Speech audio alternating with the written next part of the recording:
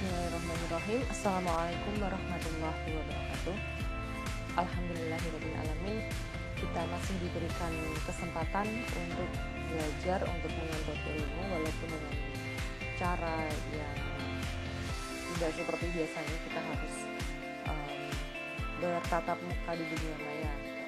Kita masih diberikan keselamatan kepada Allah Subhanahu wa Ta'ala. Di pertemuan kali ini kita akan membahas mengenai ukuran statistik deskriptif dalam bentuk numerik, dan nanti ada sebuah gambar yang disebut sebagai box plot. Ini sudah pernah saya bahas minggu lalu, tapi kali ini saya akan mereview semuanya, dan nanti outputnya adalah teman-teman bisa mengerjakan kuis dalam bentuk Google Form dan juga menghitung beberapa statistik deskriptif. Berikut ini adalah hal-hal yang akan kita bahas. Yang pertama ada ukuran pemusatan, kemudian ukuran penyebaran, bentuk distribusi data, lalu ada Z-score atau nilai Z untuk membandingkan nilai di antara dua populasi, dan juga untuk mendeteksi adanya outlier. Outlier ini adalah nilai-nilai yang ekstrim dari suatu gugus data. Lalu ada juga 5 number summary dan gambar box plot. Oke, pertama kita akan bahas mengenai ukuran pemusatan. Seperti judulnya ya, ukuran pemusatan. Ukuran pemusatan merupakan nilai-nilai yang memberikan informasi di mana suatu data ini terpusat. Nilainya terpusat di angka berapa. Nah, ada 3 macam ukuran pemusatan, yaitu modus, nilai yang paling sering muncul. Misalnya adalah apa sih golongan darah yang paling banyak terinfeksi oleh virus corona? Adalah golongan darah X misalnya. Itu dia modus yang paling sering muncul. Kemudian median adalah nilai tengah data tapi setelah diurutkan. Kemudian rata-rata atau min ini adalah penjumlahan dari seluruh data dan dibagi dengan banyaknya data yang kita miliki. Yang paling banyak dipakai di keseharian kita adalah yang namanya rata-rata ya biasanya. Misalnya rata-rata nilai ujian tengah semester mahasiswa kelas A adalah sekian gitu. Nah, dengan tahu rata-ratanya, seseorang bisa membandingkan nih, wah nilai saya berarti di atas rata-rata, atau nilai si mahasiswa A nilainya sangat jauh di atas rata-rata, berarti dia cukup paling atau sangat baik dibandingkan rata-rata kelas atau seperti apa. Nah, untuk median dan rata-rata ini masing-masing punya kelebihan atau punya kapan sih dipakainya, lebih tepatnya saat kapan sih gitu. Kalau kelebihannya dari median ini tidak terpengaruh sama extreme values, enggak terpengaruh sama outlier gitu. Kalau yang rata-rata nilainya, kalau misalnya nih saya punya gugus data, saya tuliskan dulu.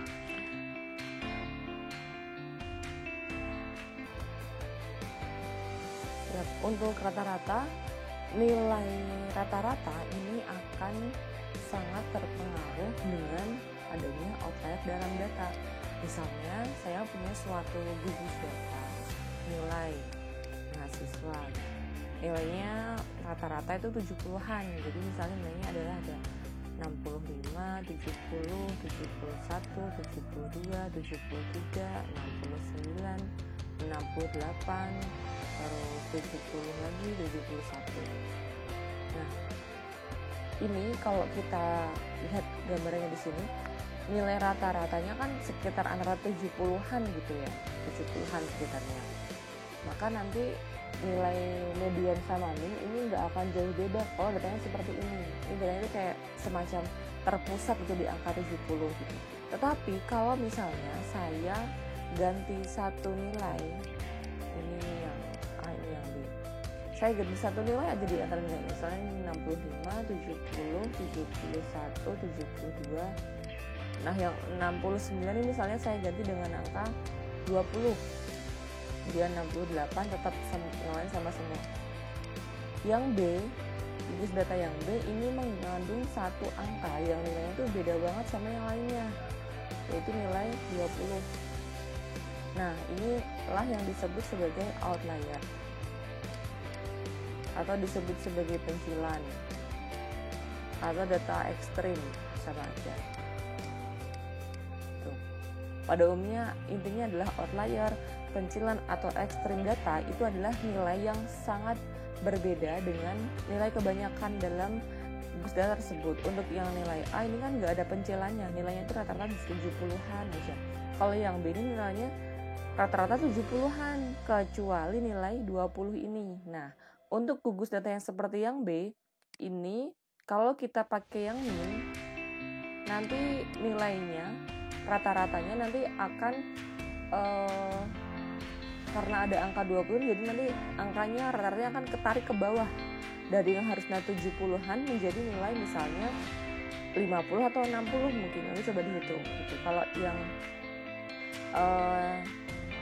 yang A ini kan rata-ratanya bakalan sekitar 70, tapi kalau yang B rata-ratanya nggak bakalan sekitar 70 gara-gara ada angka 20. Padahal selain angka 20 ini kan datanya tuh terpusat di angka-angka 70 gitu. Jadi nanti min ini nggak akan menggambarkan pemusatan data gara-gara ada outlier. Nah, kalau data kita seperti ini yang B ini lebih baik kita jangan pakai min, jangan pakai rata-rata, tapi pakai median sebagai nilai pemusatan. Kalau yang gugus data A ini pakai median oke, pakai rata-rata, pakai min juga oke. Tapi untuk yang B ini lebih baik pakai yang median saja karena ada outlier. Nah, di sini saya sudah menuliskan kembali data yang tadi saya taruh di sini ya. Yang kelas A nilainya segini dengan rata-rata sekitar 70-an. Kalau yang B ini nilainya sama, cuma saya ganti yang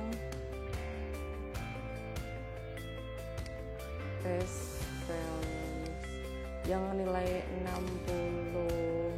69 saya ganti sama angka 20 ya. Oke. Kalau kita lihat secara umum nilai dari setiap kelas ini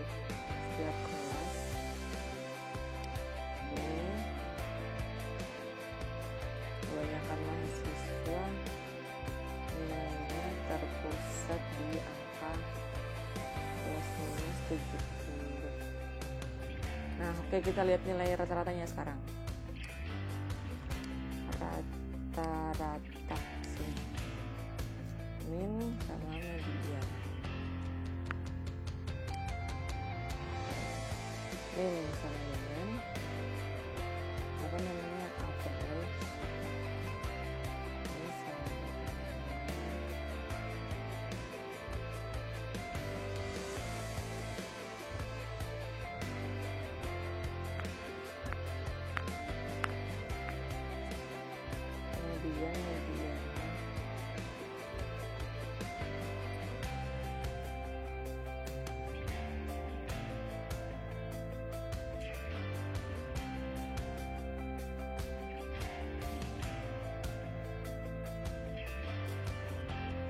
Oke, di sini kita udah dapat nilai min sama mediannya untuk kedua ini, bukan kelas T, saya ganti gugus deh, gugus A sama gugus B.